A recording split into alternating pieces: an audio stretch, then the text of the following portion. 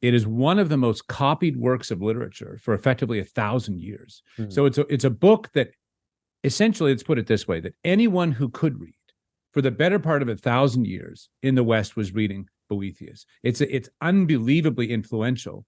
And that, with his other translations, make their way into the Middle Ages. And so the metaphor I like to use, it's like, the flowers have died. We heard Ayaan Hirsi Ali recently say the West is a cut flower. Yeah. It's like the flowers have died, but these books are seeds. These books are seeds of the ideas. And it's as if he cast them forward into the future so that hundreds of years after his death, those seeds would grow again into, you might say, the beautiful garden of Western, medieval culture.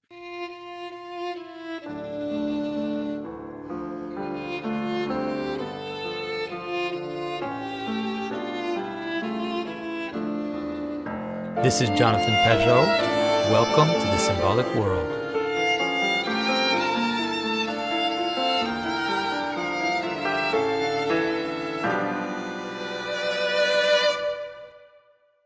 So everyone, it is a pleasure to finally have Stephen Blackwood on my channel. As you know, Stephen is the president and founder of Ralston College. He was also one of my he was my neighbor at the Exodus seminar, sitting next to me, bringing us back to this story, expressing his wisdom with so much tact. He's become a friend and someone that I respect very much. And so I'm happy to have him on. And we're going to talk about Boethius. We're going to enter into Boethius's Consolation of Philosophy. Stephen wrote a wonderful book called The Consolation of Boethius as Poetic Liturgy. And I read this, I was amazed at some of the things he was bringing up. I'm not someone who's that good at poetry, but I could just see when I was reading his text that it was so close to the way I see the world and to the things that I care about. And so I'm excited for him to be able to expound that for us today. So Stephen, thanks for coming on. Thanks for having me, Jonathan.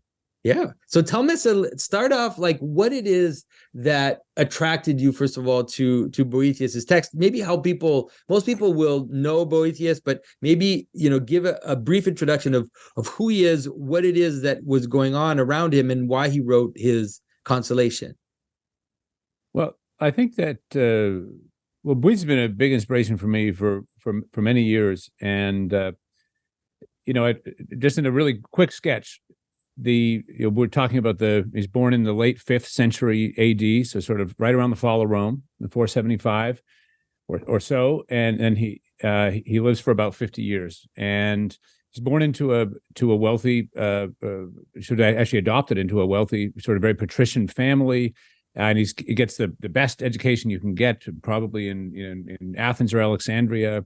He learns Greek. He does all of the studies all of the forms of knowledge that were important, music and mathematics, astronomy, rhetoric, logic, all of those things, philosophy, and he rises to the very highest heights of the Roman Empire. This is after the fall of Rome now, right? So rather than an emperor, there's a kind of foreign king, Theodoric, but it's kind of as if you had, at one of our modern states, everything was functioning except a foreign king had come in over the top. And so it's actually much more coherent than people might think. So he rises to the very, the Senate is still there and so on. He becomes the master of offices, the magistro officiorum. He becomes a consul, and he says the happiest day of his life is that is the day his 2 sons both become consuls. And the reason I share this is because he's at the very sort of tip top of education, of political influence, of wealth, of sophistication. He's a poet. He's a mathematician. He's an inventor. He's really just at the very top of his game. And what Boethius sees is that Rome, which had for so long relied upon, you might say, Greek intellectual infrastructure, and this is not a wild claim. All of the educated Romans were themselves speaking Greek for hundreds of years and being educated in Greece and actually forging their literature according to Greek models and their architecture and all of that. They understood this themselves very, very self-consciously, but Greek is being lost. And so Boethius sets himself the task to translate all of these kind of seminal texts of Greek into Latin, kind of Latinize this superstructure of wisdom.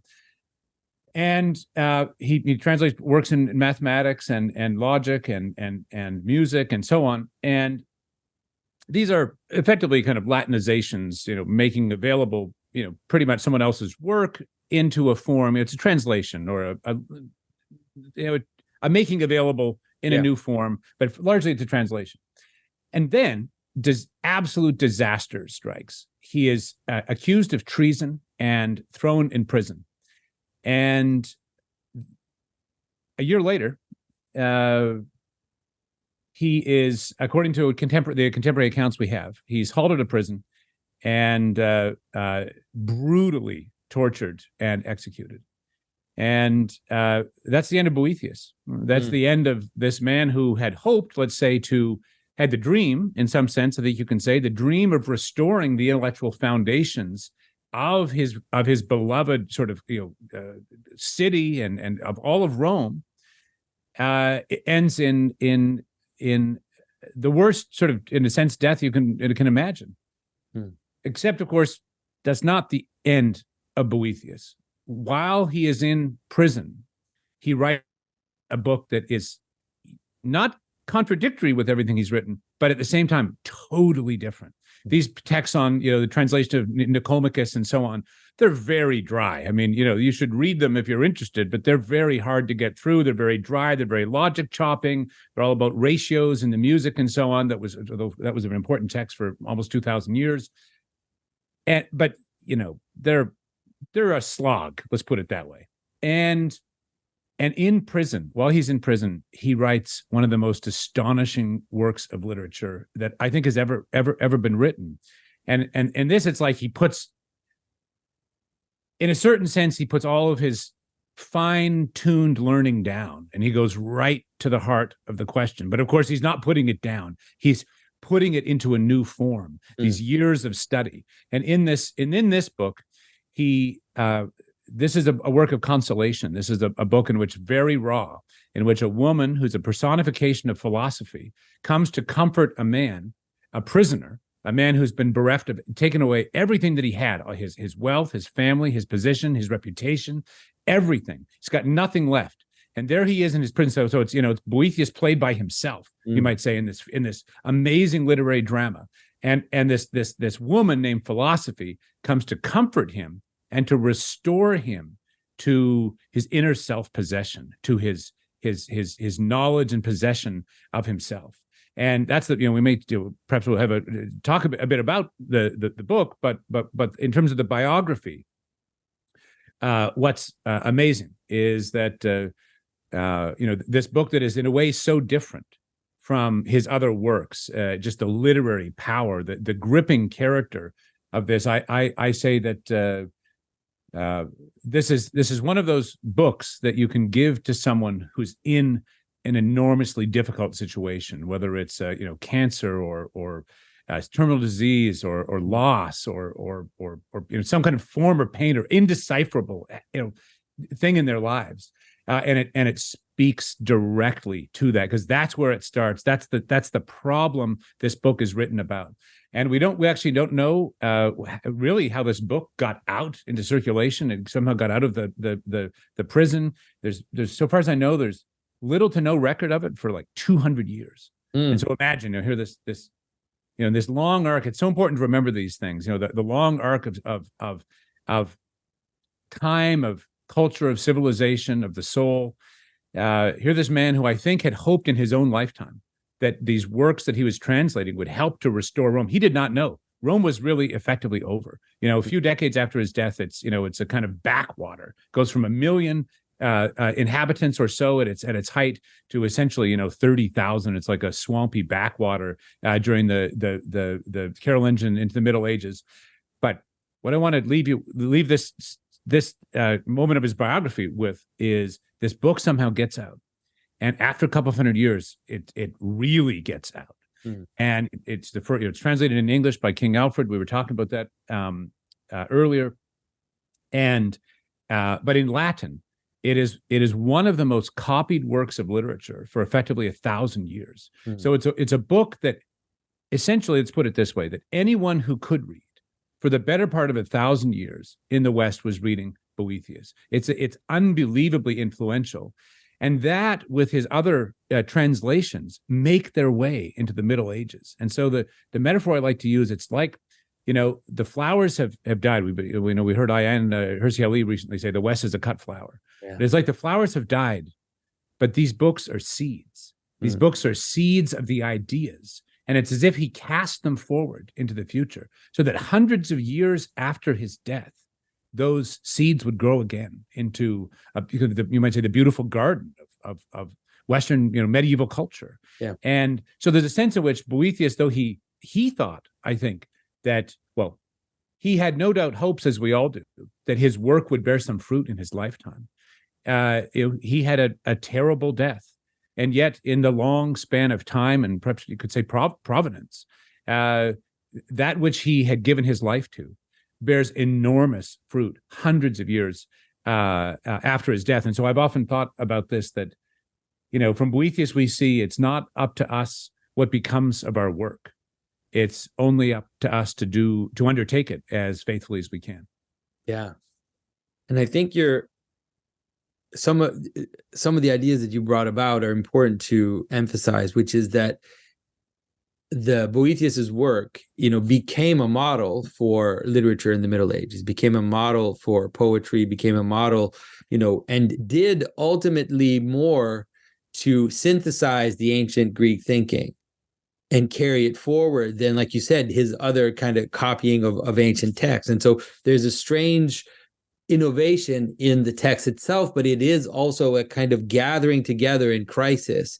So his personal crisis, his suffering, and the things that he had to go through become like a microcosm of what is happening to the West at that moment, with all the barbarians coming in and this kind of moment of uncertainty and chaos. And in that strange way, like you said, the book itself becomes a little arc that carries all this thinking in a very compressed form with all its different meters and its different approach to poetry into the flowering of the High Middle Ages, you could say, and becomes a model for that. I want to invite you all to the very first Symbolic World Summit. Over 3 days, we will finally meet in real time, in real space, and everyone from this little corner of the internet will be there to explore the theme of reclaiming the cosmic image. Of course, I will be speaking, but there will also be Martin Shaw, who is an amazing mythographer, Father Stephen DeYoung of Lord of Spirit fame. There will be Richard Rowland from the Universal History series, Vesper Stamper, Nicholas Kotar, and Neil deGraye that you've all seen on my channel here and there. For entertainment, we have everyone's favorite apocalyptic band, the one and only Dirt Poor Robins. This event will be the chance of a lifetime to capture and embrace our current moment. So join us from February 29th to March 2nd, 2024 in Tarpon Springs, Florida. Visit thesymbolicworld.com/summit for more information, and I will see you there.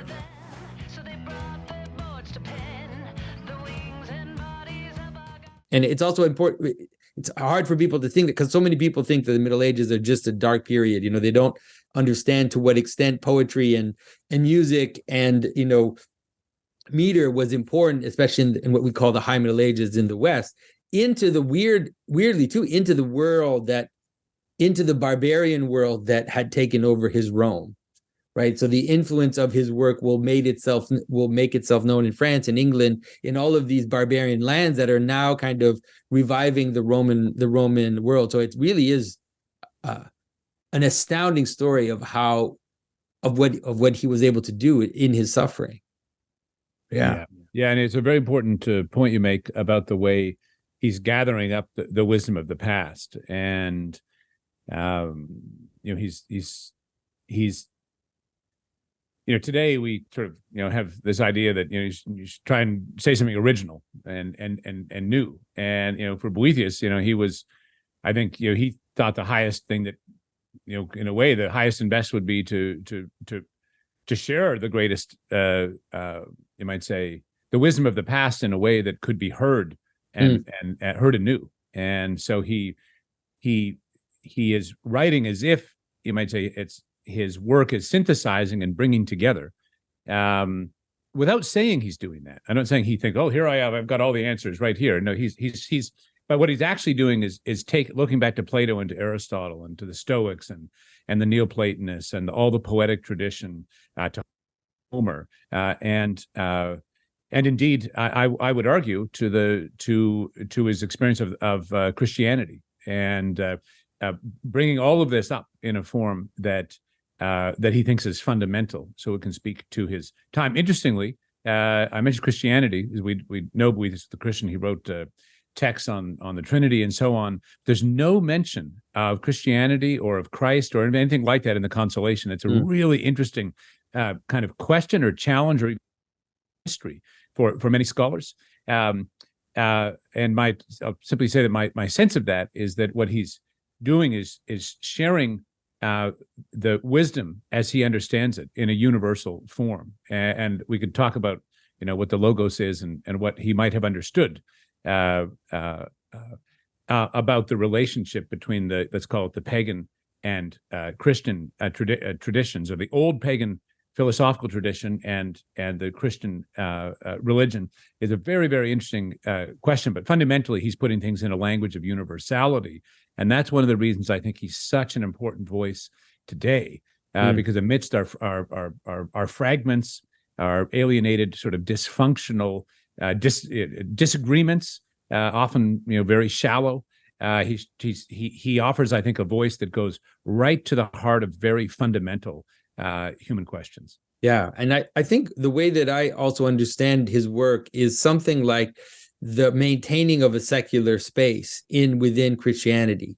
That is, and you can see it again play in terms of microcosms, which is that he's expressing the continuation of the pagan world, the Neoplatonic world, the Greek world, into this burgeoning Christian world. He's expressing that as a possible image of what is good and what is in the future. And then you could say that, so not surprisingly, that his aesthetic or his vision gets taken up by the secular world in the burgeoning Christian reality, which is why the kings, supposedly Queen Elizabeth also loved her Boethius, and King Alfred, and these secular figures would look to Boethius because they were playing in some ways a secular role within the Christian vision. They were not directly related, although they did go to church, they were Christians, they were somewhat of a remove from that, somewhat like a narthex of the church.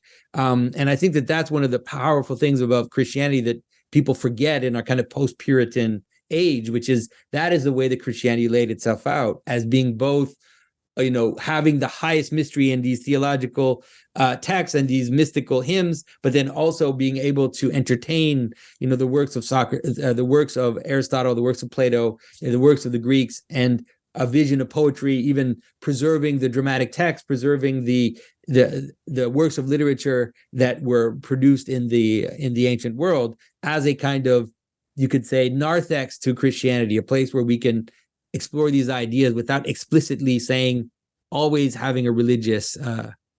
Well, and there's just two quick points to add to that. And the first is that people today forget that the Greeks thought there were entirely rational, might say philosophical arguments. They talk about the highest good or God, or about the practices that enable you to approach or understand or come as close as you can to understanding those things. Those are completely rational, philosophically derived principles.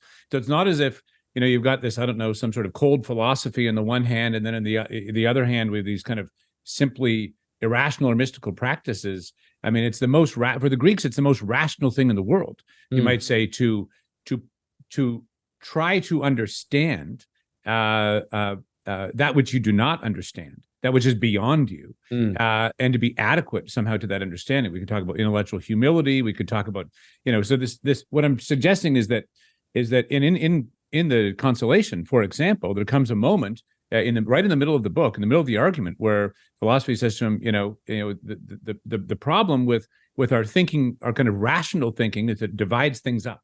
and divides up that which we most seek, which is one and whole and unified. You might say the highest good. It divides it up in such a way that it can't satisfy, precisely because it's dividing it up.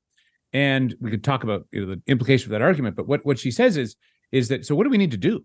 Like, what's the answer to that problem? Well, that's a big problem, and it's a problem we all face day by day, right? Which is that the way in which all of your efforts can somehow divide up or be inadequate to the thing that you seek, which is kind of a unified self-possession. And so, and she says, well, what do you think we should do? And he says, well, we should seek the Father of all things. And so what you really see in this fulcrum of the argument is that they're turning upward, you might say, to that which is the source of rational understanding, but in a unified form. And they're seeking that source for help to bridge that divide. And so all I want to say is that we talk about the religious element here. What I want to say is there's such a thing as a philosophical religion in which you are adopting habits and practices that are necessary. It doesn't take some add-on, some big leap or anything like that. This is something you can do on a fundamentally rational basis. And the other point I would make just very quickly is that it's also that the inheritance of these the Platonic and Aristotelian, the Neoplatonists and so on, the Greeks broadly speaking, it's not just that they were kind of sort of useful in the background. They're absolutely vital to the whole history of Christian theology, to understand itself. I mean, the Bible is written in, the New Testament is written in Greek, the creeds are written in Greek, and there's a reason for that. And so you might say they're interpreting and understanding. I'm not saying that that Christianity can be reduced to the ancient Greeks, but what I am saying is that we don't, as a fact, get our understanding of what Christianity is about in the West outside of the mediation of the intellectual structures that enabled that to be understood. And in a sense, it's not just that this goes so far and then this picks up. There's a sense in which those intellectual structures themselves are transformed by their engagement with the Christian revelation. So it works both ways. Yeah, I think that's a great point. I was, because obviously, you sent me this book, your book, and I was reading it, and so I thought, well, I have to reread the Consolation. I hadn't read it in maybe 15 years or something. And I was so struck by that part of the book itself. I felt like I was falling right into the problem of emergence, the question of complexity that we're dealing with today. And I realized to what extent, how deeply Boethius had perceived it, and and you can see that this type of thinking, the relationship between the many and the one, and the kind of jump into intuition, or this jump into something which transcends multiplicity, was so deeply understood. And now it's become a mystery to us because we've had a few centuries of kind of rationalistic scientism that is running out now, and people are realizing that again. But definitely revisiting those chapters in the Consolation is worth it for people who are thinking about the problem of complexity, even in technical terms right now. So maybe we can just quickly, well, not quickly, but go into the argument of the book itself before we fall into the rhythms. That's the thing that I really want to get into. But maybe we can help people understand a little bit what the argument of the book. Boethius is basically lost all the things that he thinks, or that most people think are valuable to life, that are what make life valuable. And then Consolation is trying to help him see through that. And so maybe you can take people through the kind of basic argument of the book and what he's trying to help, what philosophy is trying to help Boethius understand. I'd love to, and tell me if I'm going too slow. I'll try and do this as quickly as I can. It's like reduce the one of these fulcrums of Western civilization to a few sentences, please. At least no more than so many words. Well, let me just first take the chance, if I can. Some of your listeners might be interested in, I suspect, and if they haven't already read the Consolation of Philosophy, and if they're looking for to read it in English, the one that I most like is this one, this little red book. It's called from the Loeb Library, Loeb. It's published by Harvard. It's about as big as your hand, and it's got the Latin and the English both together, and so you can look back and forth. But it's a nice little volume. Have on the shelf. There's something liturgical. There's something just very beautiful about the materiality of a book. I can't read books on a Kindle or something myself very successfully. And so I like to recommend this just because I think it's a beautiful experience to have this book in your hand. But the basic argument is this, is that it starts very, very powerfully with Boethius with a poem, and it's a "woe is me" poem. Oh, all this has happened, and I wish I could die, but I can't, I call for death and he doesn't come, and it's just this very "woe is me" poem. It's not, and then the book says, as I was writing, as these verses were being dictated to me by the muses, and the poetic muses are there, they're telling him what to write. This blazing figure comes in. This philosophy, she's described as like having absolutely blazing eyes, or she's able to pierce right through him, and she's got this sort of ambiguous stature. So sometimes she looked like she was as big as a human being, and other times she was up to the heavens. It's very rich symbolism. And then other times her head went through the heavens. And she says, basically, who let these Shani Casimir Triculas, who let these theatrical tarts or poetic horrors, or whatever you want to say, in here to this man? They have no cure for his pain. They only make it worse. And so she's basically saying, he's caught in this. And I think this is a really interesting moment, because we've all been there, right? This moment where you can't see out of your own depression. You're in a bad thought pattern, or whatever you want to call it. You can't get out. You can't get out and feeling sorry for yourself, and that makes things. And then you feel passive, and you're to the victim, and it's also terrible. And so she comes in, and so it's very interesting. Her first move is this kind of condemnation of these poets who are just making things worse. It's a kind of feeling sorry for myself, like Netflix show or something, and she kicks them out, but it's worse than that, because it's in a pattern, and it's like a loop. It's a loop, and so she kicks them out. But very interestingly, she then says, this woman who has just banished the poets, or the muses, she says, leave him to my muses to heal and make whole. So what she's suggesting is that there's a different kind of poetry that isn't just sort of feel sorry for myself, woe is me, but could be salutary and transformative. And so, but then he can't even recognize her. We'll have to skip through the symbolism. It's a terrible thing to do in a Jonathan Pageau podcast. Maybe we can revisit it at some point. But she is such a richly symbolic figure. He can't. The first few pages, you could spend hours on them, but he can't recognize her, even though he's studied with her. So his vision is blurred with tears, but that's also metaphorical. He can't access. He can't recognize his surroundings. He doesn't know himself. He can't recognize her. And there's this beautiful moment. She's wearing this dress that she says she's woven herself. What does that mean? It's like wisdoms represent what we can see wisdom by is the work of wisdom itself, something like that. Yeah. And but it's torn. It's torn. It's marauding. It's like bandits. He says it's eventually like all the many competing philosophical schools have each taken a garment, taken part of it. They've ripped like the Stoics or the Skeptics or the Epicureans or whatever. But clearly what Boethius is after is that unitary. What brings all these together. So what she says is, so this beautiful moment, she makes a fold in her dress, this kind of a sacramental moment, and she wipes the tears away from his eyes so that he can see her and recognize her as the teacher of his youth. And so there's this very beautiful moment in which, and I think this is deep, right? I mean, like the first moment, you can't get there. Like it's a moment of, it's an act of grace, fundamentally. It's an act of the good towards us that gets us out of, frees us, liberates us from our inescapable self kind of regard and self-pity. Yeah. But then what happens is it is just tough freaking love.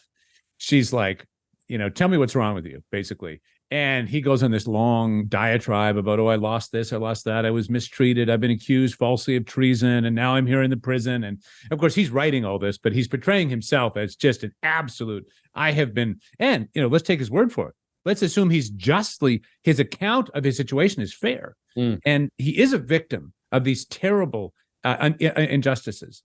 And he says, I've been banished And she says to him, and this is such a pivot in the book, she says, banished, you say, a man's true homeland. If you are banished from your true homeland, well, then I say you have banished yourself, because only you can remove yourself from, true self-possession in the place that you belong.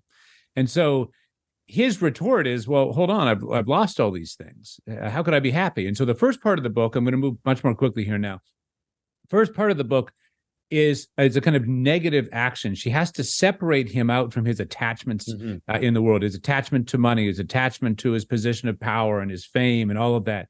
And she shows him you can certainly read your way through these beautiful arguments, and they're so powerful, in which she says, okay, let's take money, for example.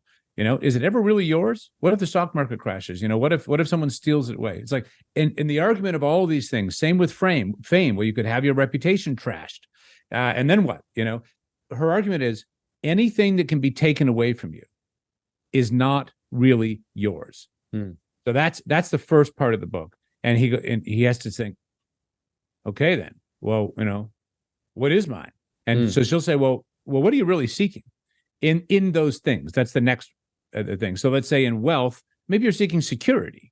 So she shows that there's a spiritual good that's really being sought in this thing that you think is the thing, but can be taken away from you. So it can't be what you're really after, because you wouldn't want it wouldn't be a real happiness if it were externally dependent. It could just be taken away. So then she goes to show that what the you might say the actual object is that's being sought, whether it's security or power, in the sense of ability to realize myself, my power to realize what I'm really seeking in the world. That's it's not external, or security, or beauty, or whatever the case may be.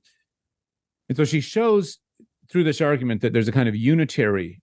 All these things are connected. They're not separate. They're actually, the thing that would really be desirable is to make you secure, is also beautiful, is also self-sufficient, and so on. And so she shows how each of these spiritual goods that are behind the material, you might say, things, are actually all participating in a single unified good. And so then we come to this problem that we were talking about a minute ago, which is that, okay, well, yeah, that's it. That's the thing. But then the problem is my seeking of that in time, and, sometimes I'm doing this and sometimes I'm doing that. They're all dividing this up. And so the very thing that I want, my approach to that thing is preventing me from having that thing. And it's a very deep moment. And I think it's important to take a step back and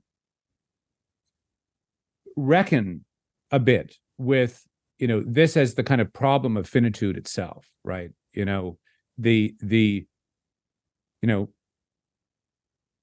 can any of our efforts ever amount to anything? Let's say you want to love your partner, your wife, your husband, your child. You want to love them like perfectly. This is like, even that, it's like, nothing but failure. It's like the efforts to be adequate to even to this one thing. And so there's this moment of prayer that follows that, in which they're turning towards the highest good to help them overcome that problem.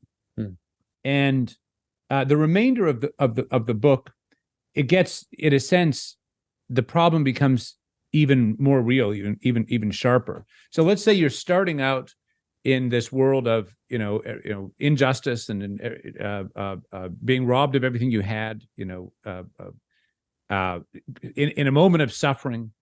And his complaint at the beginning, I should have said, is that there's no order in the world, because these things would not be possible if there was order in the world. I would not be in this position of disenfranchised injustice if there were.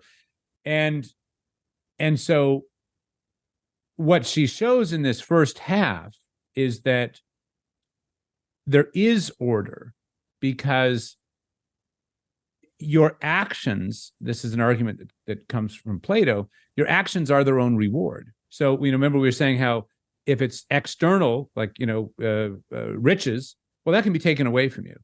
But if you, what she shows is that within our actions, the good or evil they bring about is internal to them. So if you do something good in virtue, an act of love, that can't be taken away from you. It's what you are. Yeah. Whereas even if you're not caught, if you do something that degrades your soul, that degradation is internal. You lie, you betray someone, whatever. That's so. So what she says is that actions have their own reward or punishment present in them.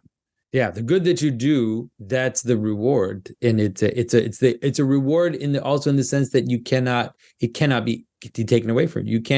You can't be stripped of that good because So too in the negative side. And so what she shows is that in fact intrinsic in action is already this justice of you're getting the reward of the punishment you deserve. Because his claim at the beginning is good people are get punished and bad people get rewarded. And she's saying, well, that may look like what it is externally, but actually internally, that's not the case. And it's a very deep and powerful, because there can be no happiness, he argues, other than one that is internally possessed. So then the question is, how do you possess that? But the second part of the book is very interesting because you can see, in a sense, and I think we all face this, okay, we're living in what seems like a disordered world. And then the answer can be, well, over yonder, there's a unity that we seek, and that you can maybe in a moment of kind of mysticism or something approach.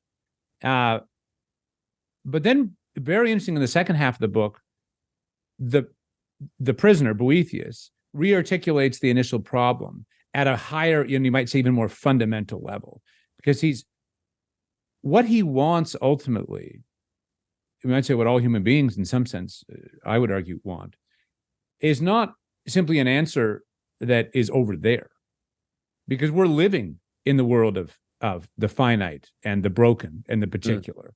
He wants an answer that makes sense here in the midst of this. And so the later part of the book deals with this question of the relation between, let's say, time and eternity, of the finite and the infinite.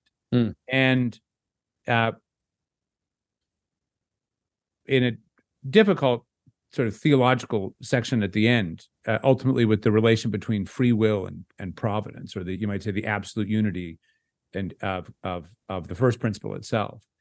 And I think what's so beautiful about the ending of this book, which I'm not going to spoil for your listeners, but so beautiful about the ending of the book is that it's a bit like the question of a ladder. Like if you get to the top and you kick away the ladder, or you get to the top and you learn that the top destroys the ladder because it's all predetermined or something. It was like, wait a second, what was my journey after all? Like what was that not real? And so what I think is going on in this beautiful book, and the way in which its wisdom is put in the form of poetry, of images, of beautiful rhetorical turns, is this really a work of, you might say, pedagogy. It's a work in which the wisdom is being put in a way that is adequate to both the soul of the reader in confusion and alienation on the one hand, and to the integral wisdom that it is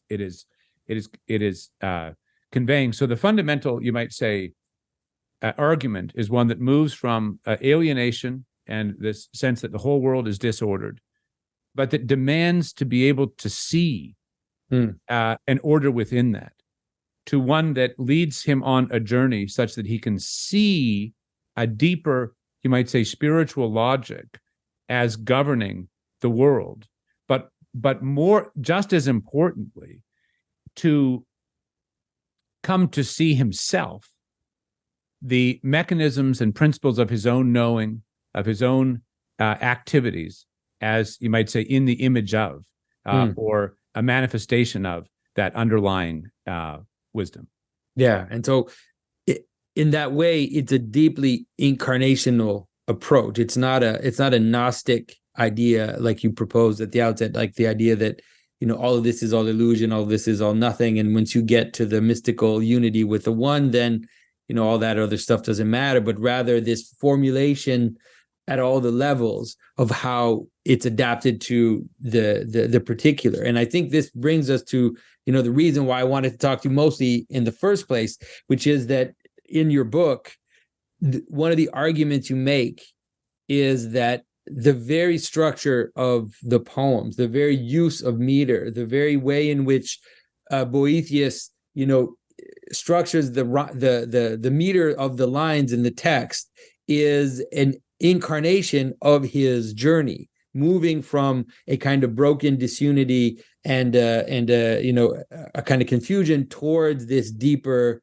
unity, and that in some ways that one of the reasons why it has such an impact on Western civilization is that it is paraliturgical, or it is liturgical in the sense that if someone goes on the journey with Boethius, even reads aloud the poems, that participation in the rhythm, as much as the ideas that he's formulating rationally, is reordering the soul of the participant towards the good that is aimed at in the book. So maybe you can break down that argument, because I was really fascinated by the proposition. You can talk a bit about how you came to that and what that looks like.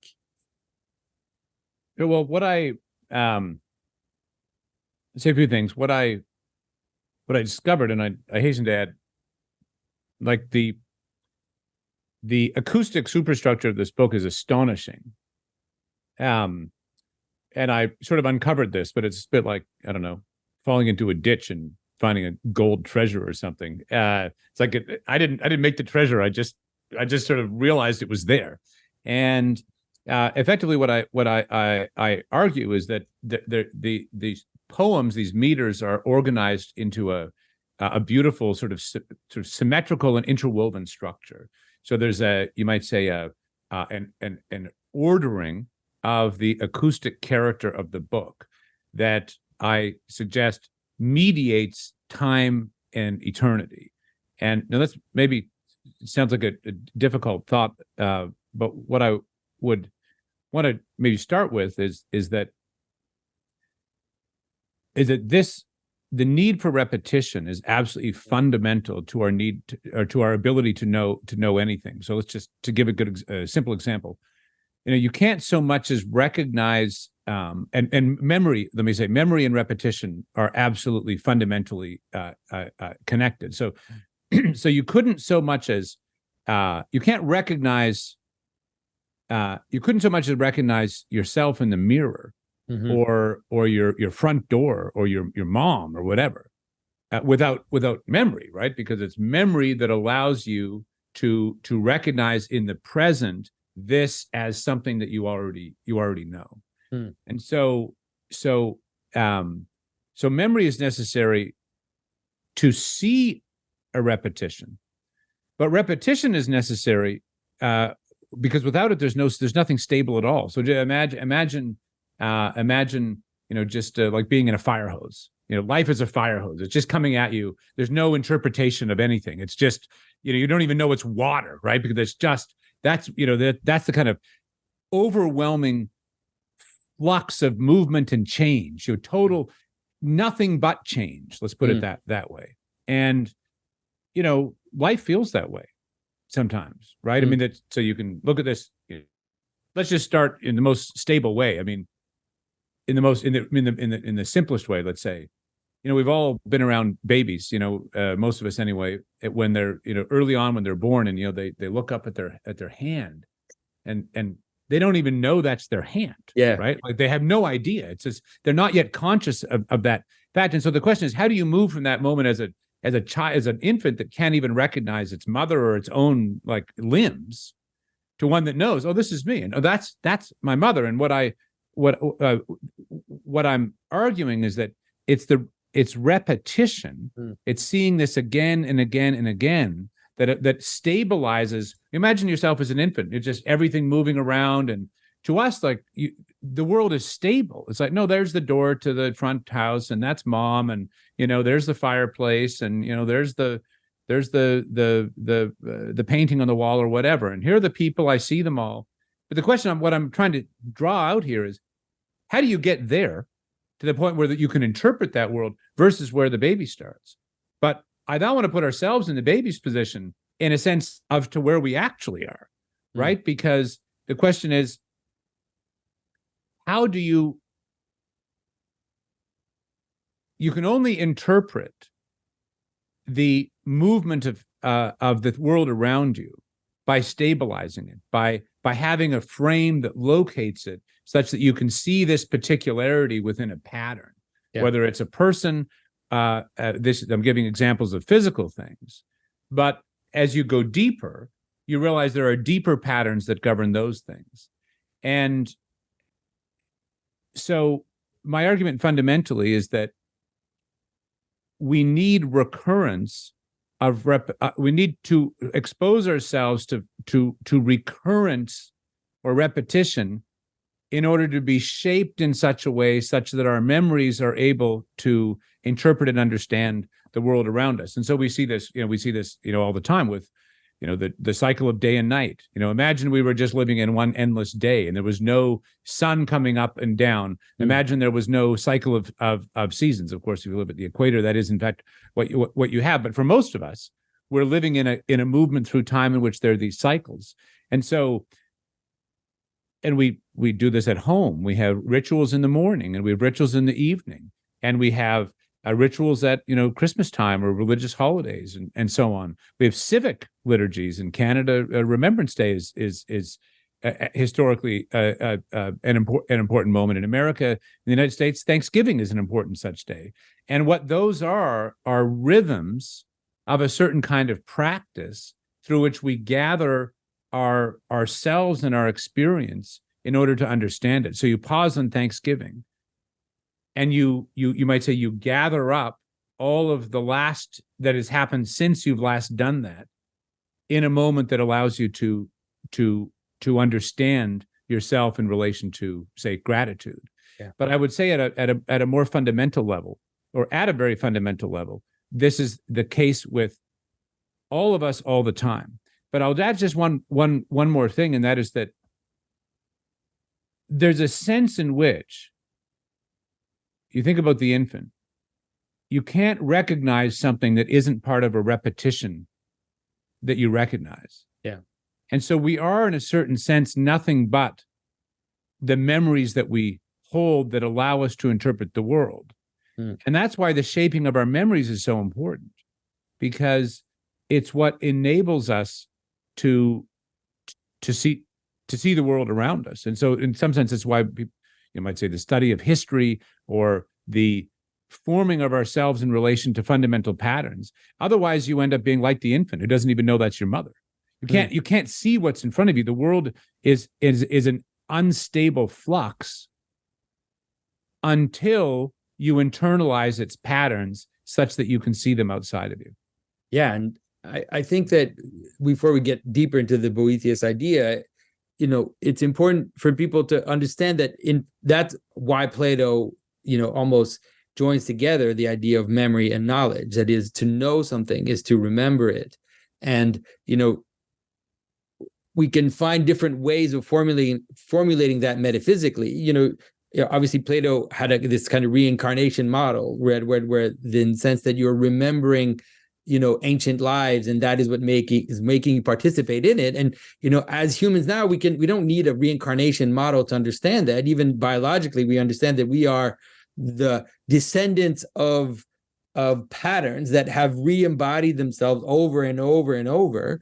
And it's when we know something, it means we're tapping into that at the low level. We could also formulate it vertically and understand that when we know something, we are connecting to a cosmic memory. We're connecting to a cosmic pattern of repetition and of truth that instantiates itself into the world, and we kind of remember it that way. So even whether you look at it as biological or whether you look at it vertically towards this idea that there are these kind of transcendent cosmic patterns, we can understand how knowledge is memory. And it's represented that way in the Bible, by the way, constantly. We could call it attention and memory, right? Attention and memory as kind of two faces of the same thing. The idea that God remembers man, that man remembers God, we see that in the story of Noah, we see it in the story of Jonah, we see it constantly in the, and when we, even when we talk about the way in which we participate in the people that came before us. We formulate that as memory. Why do we have memorials? We talk, when someone dies in the Orthodox tradition, we say memory eternal, and that their memory be eternal. But it's not just a vague sentimentality. It's a mode of participation, right? It's a mode of, I'm connecting to those ancient lives, and I'm a continuation, a re-embodiment of the good that these people did in our lives today. And so I think for people just to understand that this isn't just a kind of artistic fancy to talk about these questions of pattern and memory, but they really are the way that in which we engage with the way in which we recognize the world to exist, just full stop. Yeah. And there's a way in which if you imagine, life in the fire hose, and in some sense, we're in this time in history, we're all way too much in the fire hose in a sense, right? But if you imagine, like by metaphor, the infant who can't recognize anything, as a kind of metaphor for how many of us, certainly myself, are living far too much of the time. The question is, well, what is the alternative to that? And what is it that allows anything to become stable so that you're not simply, like, if you imagine, living every day different with completely different patterns, completely different people, completely different place, you would know nothing at all, right? You're just in this constant sea of change. And what I think is so interesting is that what is going on in a moment in which you step outside of that and you sort of understand, oh, that moment and this moment and this moment, those are all in me and connected and understood. And I think it's often interesting to talk about, for example, people often in experience of nature have this sense which, they move beyond the particular into something that gathers the particular, often in music or art. And you're listening to, I don't know, Bach is often very famously brought up in these connections because of the way that his music has such an astonishing integration of patterns moving through time that you can track with. And so what I'm wanting to say most fundamentally is that there is no self-consciousness itself, like any knowledge of anything, is a stabilization that is taking us outside of the immediate into something that is trans-historical, right? So the moment that let's say you understand yourself to be the same person that you were, the same person as you were when you were a kid, that you haven't changed and grown up and so on, but you see a continuity. You're like, oh no, you remember that. And now, and so in that moment in ourselves, what we have in our memories is a way of making the past present now. And so memory is by definition, and of course the present doesn't really exist, right? Because as soon as you're aware of it, it's already happened. It's like, it's like perception, the thing, by the time you see it, it's already in the past, even just a microsecond or whatever, but it's already happened. And so what I'm trying to suggest is that it sounds very highfalutin and difficult when you talk about the relation between time and eternity, but this is really the nature of life, right? Is that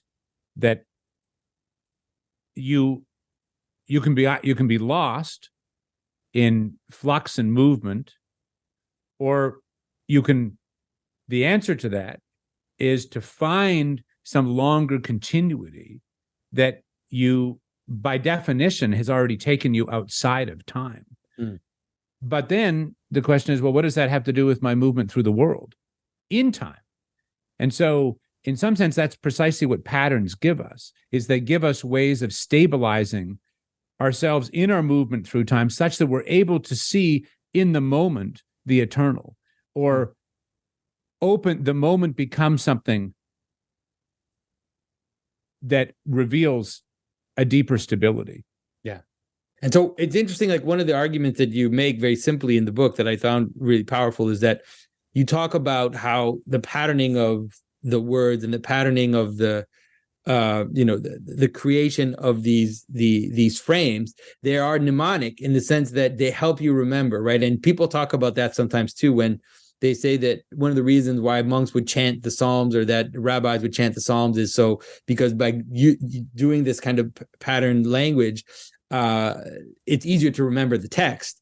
But there's also a deeper sense in which it's mnemonic, right, is in the sense that it's connecting you to the pattern of reality itself. It's making you remember that it is through this pattern existence that everything that we participate in comes to find any cohesion whatsoever, right? The fact that you exist is mnemonic, right? The fact that because you're able to connect all these different elements together towards knowing that, like you said, the 5-year-old version of Stephen and you in a very mysterious way is the same being that is continuing on with the same pattern. And I just thought that was really interesting because maybe you can go a little bit into that, because this is to me the deeper understanding of musicality and also the deeper understanding of, when I remember when I was in school, but people talked about the idea of the music of the spheres and how it's kind of this kind of ridiculous mythology, right? The idea that the spheres make music and that we don't hear it anymore.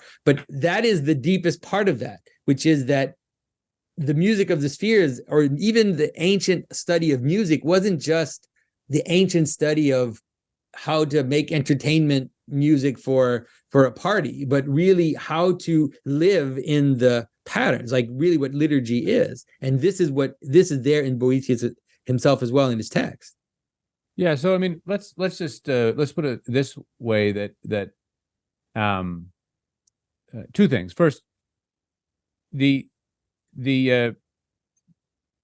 whole kind of the art of memory, we were talking about the mnemonic is, it's pretty amazing, first of all, what a human mind can remember. And as you know, Plato in the Phaedrus is worried about our losing our memories when we start writing things down. And that's of course exactly what happens. And we see that with the internet. It's not what you know, it's where to find it and all this kind of nonsense. But it's also true that that's what happens is, when you don't need to, you lose that. And so it's actually a very scary thing to think about how much less we have in us to understand the world, right? Because we think we can just find it all, but you don't even know what to look for, right? And so what I want to say is, first of all, that the human mind is an amazing thing from the point of view of memory. And if you look into the medievals, and even today, there are memory competitions. People who think they have bad memories are then capable of astonishing feats, right? But the deeper point is what that is doing in terms of formation. And so it's interesting that when we have in English, for example, we have in the first place, we would say in the second place, and this is a holdover from the art, you might say the art of memory in the Middle Ages, when if you were trying to remember something, you would say, okay, well, let's say that maybe the houses on my street or the rooms in my house, and you say, okay, I'm going to put this thing that I want to remember in the first room, and you picture it there, and I'm going to put this thing in the second room, and so on. And that this is a short version of how the art of memory works. But I want to make a much deeper point, which is that, like, in some sense, you can only understand that which you have the places to put things. You can only put things in places you have to put them, is what I'm trying to say. And so what does that mean? Well, Aristotle has this wonderful account of habit. And today we like to think, well, I did all these bad things, but I'm not really, that doesn't really define me. That's not really what I am. And well, Aristotle would say, no, you are what you've done. And habits are very powerful, right? Because they're like an unconscious memory. You repeat it and you did it again and again and again, and then it's just what you are. Like, I give the example sometimes that in the home that my family lived in for many years, at one point they moved the cutlery drawer for the silverware from one part of the kitchen to the other. And it was after I'd gone to college, and every time I'd come back, I would always be going there, right? Because but you can put that you can take that example and realize that we form ourselves by the things we do.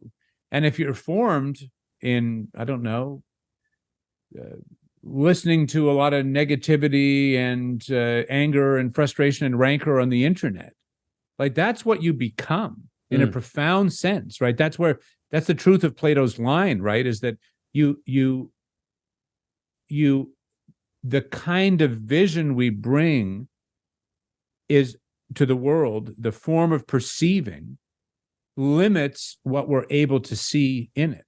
Mm-hmm. And so the whole question of habit is so important. For example, if you were a parent, you think about, well, you could, teach your child to, to have no self-control and be completely dominated by his or her emotions, by rewarding certain behavior and so on. And then, well, what the world that child is able to see is completely constrained by the habits they have taken on. The person they can become is limited by the fact that they have habits that prevent a deeper form of seeing in the world. Whereas if you, as the wonderful line in the scripture says, if you set your mind on things above, such that you have habits of recollection, such that you're able to see and perceive deeper patterns, and you might say become more and more adequate to those patterns, whether it's of,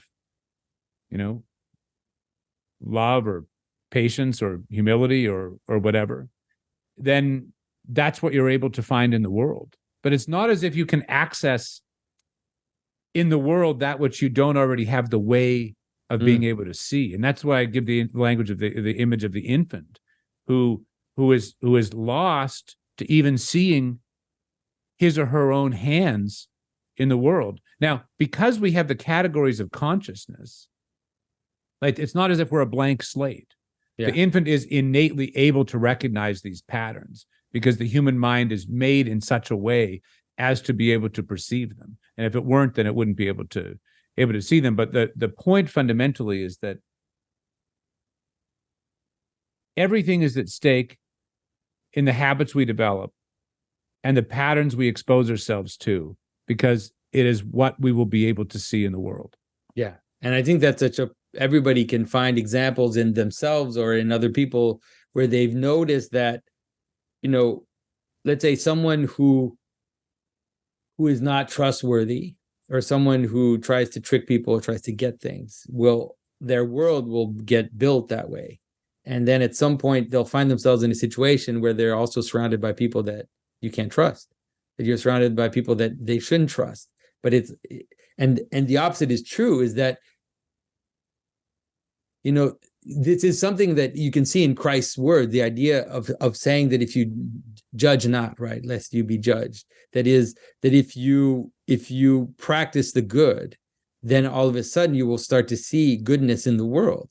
That because the world has multiplicity and variance, and there's even a powerful way in which if you learn to live in the good and see the good, you can actually call the good out of others, right? You can actually, and you know that because sometimes you realize that when you're with certain people, you're the best version of yourself, and then when you're with other people, you kind of become the worst version of yourself in all kinds of ways. And that this is what you're trying to bring about, is that the patterning of existence has a deep effect on who you are and who you remember yourself to be, because we do have the potential of changing. That's what humans are. We can be, all kinds of different things, and that can happen at any time in our life. But if we have these deep patterns of virtue, but also deep patterns of habit in the simple sense, like eating 3 meals a day, sleeping a certain amount of hours, and I see it in my life because I have I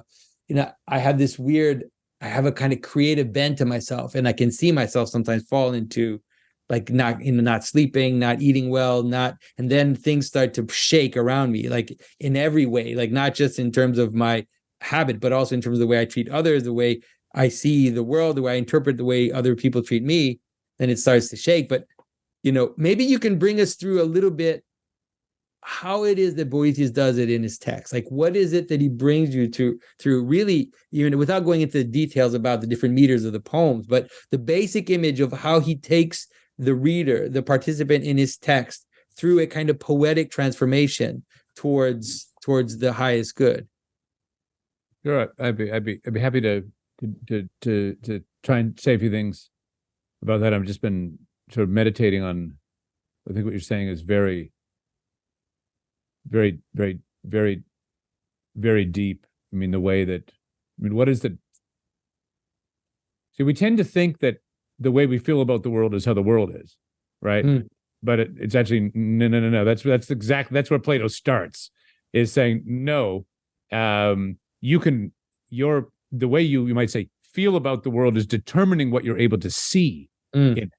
That's what's going on. It's nothing you might say to do with the world in a sense. And so the question is, well, how do you have a vision that's more and more adequate to seeing what's really there? And that's you might say the whole question of the spiritual intellectual life. That's a whole question of parenting or teaching or whatever. How do you shape yourself or others into a way that you can see what's really there? And you think about the difference between someone who's always complaining or woe is me or whatever, or always busy and running on to the next thing, as sometimes I am, often I am, or someone who is, I don't know, what is it like to be with someone that sees, when you're in their presence, you think, gosh, I just feel better. I feel like I'm closer to what I'm meant to be.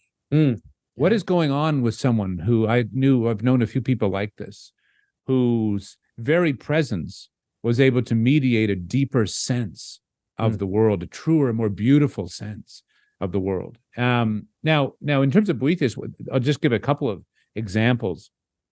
The poetry works in different ways. One way it works is, those of you who've read poetry, that the way the rhythm works is part of the way the message is conveyed. The message is encoded in that sense, partly in the way in which it sounds. You get these wonderful rhythms. I give example. 'Twas the night before Christmas, and all through the house, not a creature was stirring, not even a mouse. And that kind of rhythm, you have this sort of way of, it's lulling you in. It's a beautiful repeated pattern again and again.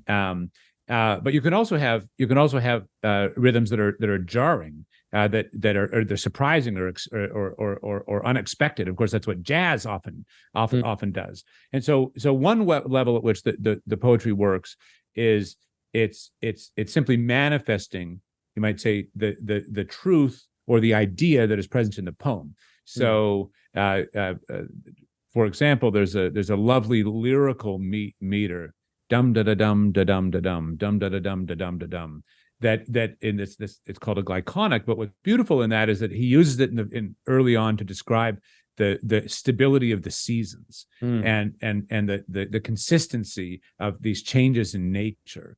And so he's using this wonderful lyrical, she's using it, I should say, Lady Philosophy is using it as a way of she's trying to settle him down and speak a kind of stability to him in his instability. And she does this so wonderful, the way she does this, both by giving him images that his mind can say, oh yeah, I know those patterns in nature. I've seen that, but also putting it in a way so that it's sonically, acoustically stabilizing and lyrical. It's like, we all know with an infant, what do you do with an infant that's upset and crying and so on? Sing a lullaby.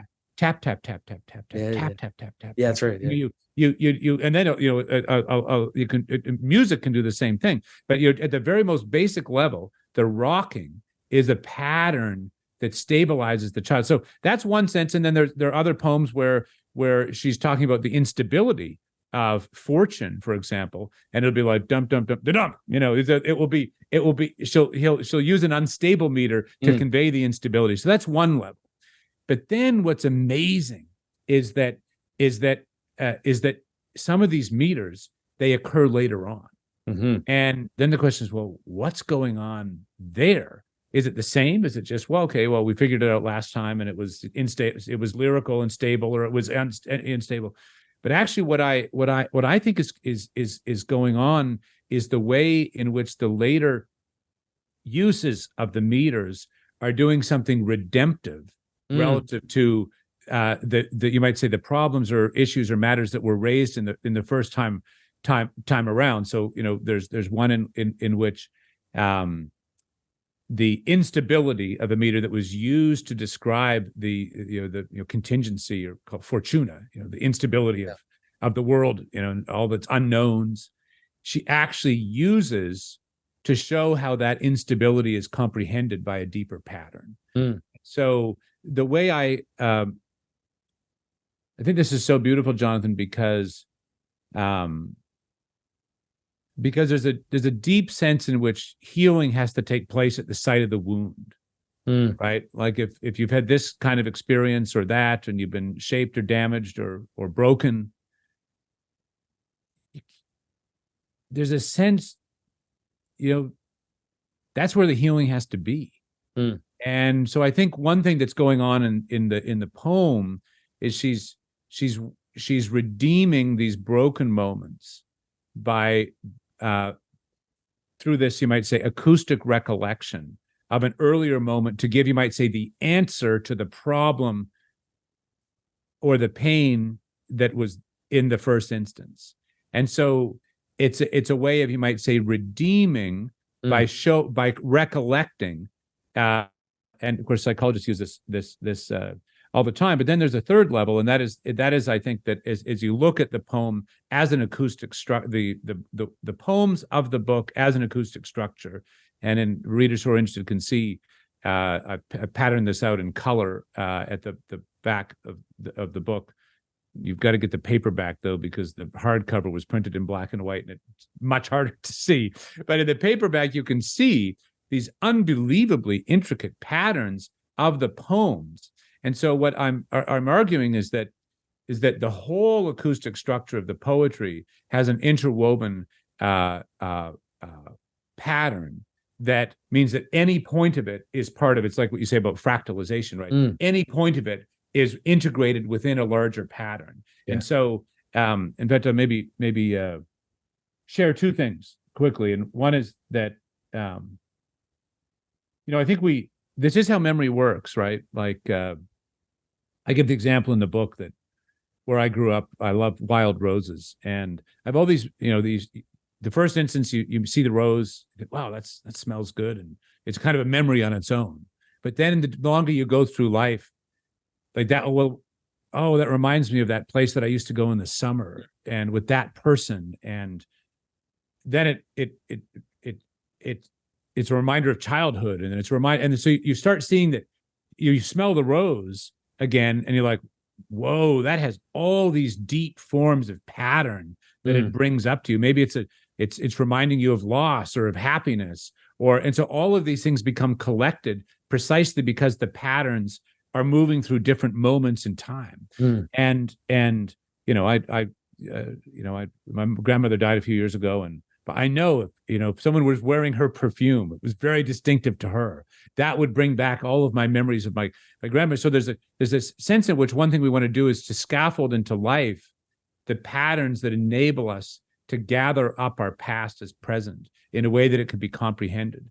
And then the other thing I would say is that, as you say, if you look in the appendix of my book, you see all these really complicated patterns. And I had a moment when I was writing this that I thought, I mean, really?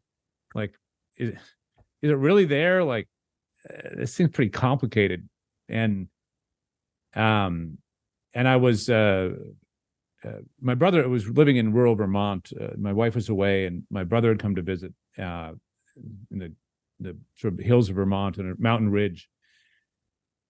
And I had taken him to the bus station, and I was driving back, so this woman hitchhiking at the side of the road, well, of course, that's where you hitchhike, side of the road. But anyway, she's standing at the side of the road, and she's clearly upset. She's got a garbage bag with all of sort of her possessions, and I stopped, and before I could hardly stop, she was already kind of threw her things in the back and got in, and she was very upset.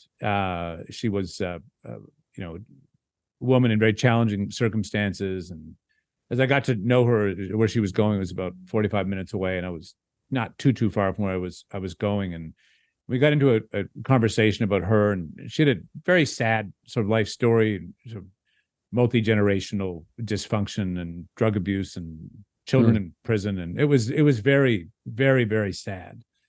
And she had been crying, and I don't know what had happened. She'd had sort of immediate crisis where she couldn't stay where she was and had to go somewhere else. And so, and her things in the garbage bag, and her name was Constance. I think she may have been. I don't know if maybe she was an angel. Maybe she was. As I tell this story, it just seems to be unbelievable that her name was Constance, right? Yeah. But anyway, so she was very upset, and I asked her. I was trying to, as we try to do for people, it's like what philosophy does for Boethius. I was trying to calm her. I was trying to help her find, rediscover herself. So I asked her, what do you like to do? And she said, I love to knit. And I said, really? Well, tell me about it. And she said, well, when I'm knitting, he said, why do you like knitting? She said, well, when I'm knitting, she said, I lose myself in the pattern. And I said, here I was working on these patterns and things about the recollection, self-possession. And I mean, she meant lose herself in the sense of finding herself. He was connecting with something more permanent. And I said, well, are you knitting anything now? And she said, yeah, I am. I'm knitting this blanket for my daughter. And I said, tell me about it. And she said, well, it's pretty complicated. And I said, well, I'd love to hear about it. And she said, okay, well, there's 12 sections, and each of the sections has 6 colors, and the patterns, the colors change in these patterns in each section, and then they relate. And I was like, holy smokes, like, this is unbelievable. This woman is telling me an account, and she got all this in her head. And she's in the back, it's in this bag in the back. Do you want me to show it to you? And so here I had this beautiful kind of revelation of this, woman in very difficult circumstances who was showing me, like, in her profound way, the truth of what was happening, what I had sort of discovered in some sense in Boethius, that you think it's complicated, it is. Life is complicated. Bach is complicated. Yeah. But it's complicated. It's very complication. Its interwovenness is what enables it to stabilize and gather things into a pattern. And so I came, of course, to think that these patterns really were there. If they can be there knitting, they could probably be there in Boethius. Exactly. So it's thanks to Constance that you might say, in a sense, I came to see how much we need to expose ourselves to patterns through which we can uncover and discover ourselves. Yeah. I mean, it's such a great insight that you have, because if you can imagine the woman knitting, and, I imagine at first she's counting, right? She's actually counting. She's like 1, 2, 3, da da da da da da da da da da da. And at some point, she probably also stops counting, where it becomes like when you're dancing and you're not thinking about it, and you're just doing a waltz, and you're not thinking about where you're putting your feet, and you kind of enter into that rhythm. And to what extent, like you said, it transports us into something that is beyond us. That is when we can kind of understand the power of poetry, its relationship to something like liturgy in the strict Christian sense, but also liturgy in the broader sense, which is these patterns, whether it is family meals, whether it is, even the simple patterns of how you organize your day and how you kind of set things up, that all of this is connected to how humans find meaning. It's very powerful. Definitely. Wow. And so thanks, Stephen. I would say, everybody, if there's someone here now that hasn't read the Consolation of Philosophy, and you're not going to read it, like you're a hopeless person at this point. Like, it is an astounding text, one of the foundational texts of Western civilization. And also check out Stephen's book. It's called The Consolation of Boethius, as Poetic Liturgy. it's a technical book, but the argument is very powerful, and it's worth looking into, especially if you're interested in the question of patterns and how patterns affect us today. And so, Stephen, thanks for everything you do. Everybody who doesn't know about Ralston College, it is worth looking into Ralston College. It is a seed of hope in this time. I was able to participate in a trip with Stephen and some of the people around Ralston College. Was astounded at what it is that is possible to do today.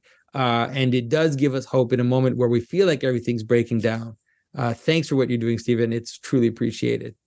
Well, thank you, Jonathan. It's a great privilege to have this conversation, to be on your podcast, and your friendship has been a great gift to me.